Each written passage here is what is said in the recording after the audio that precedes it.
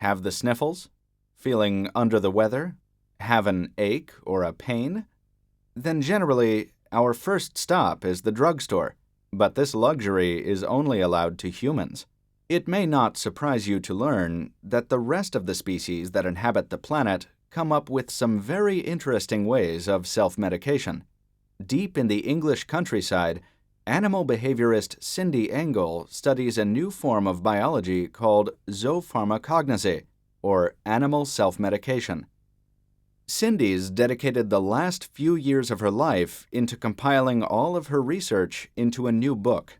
I often have people asking me whether it's just instinct, and the answer is no. I mean, the ability to seek out a well-balanced diet is incredibly complicated, and they are adjusting it moment to moment. Engel suggests there may be examples where humans, having studied animals self-medicating, have come across benefits ourselves in drugs or chemical uses. Early medicine was based on observing the behavior of sick animals. It's relatively recently that we've stopped looking.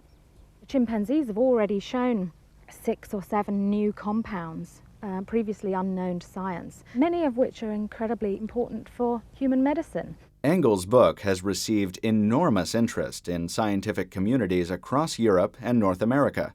She's concentrated on 3 main areas of animal self-medication.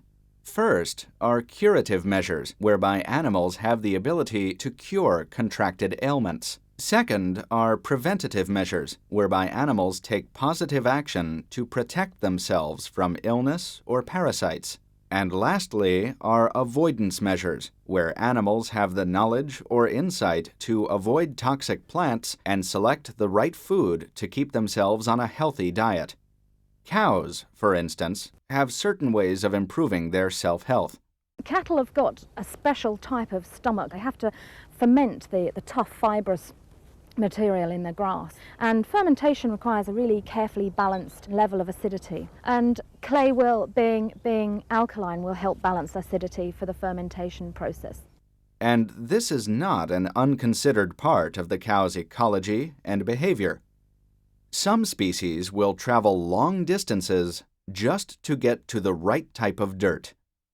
Wildebeest in Africa are probably the best example. They'll migrate to the volcanic ash floor. It contains these essential minerals for lactation. Observing wild animals self-medicating is something that's very rarely seen, but during Engel's research, she came across some groundbreaking video footage. Well, this snow leopard was being treated for a bladder infection. She lives in San Francisco Zoo, and she had to go on a course of antibiotics, and antibiotics can cause nausea. All the while she was suffering from nausea, she was eating grass continuously, and when the course of antibiotics stopped, so did the grass eating. So, in an attempt to combat the effects of this man-made antibiotic, this wild animal has resorted to self-medication by way of a good dose of grass. Whether it is buffalo eating mud to combat parasites, or primates using plants to eliminate stomach infections, animal self-medication, or zoopharmacognosy, is an area of biology that's sure to attract much more attention in years to come.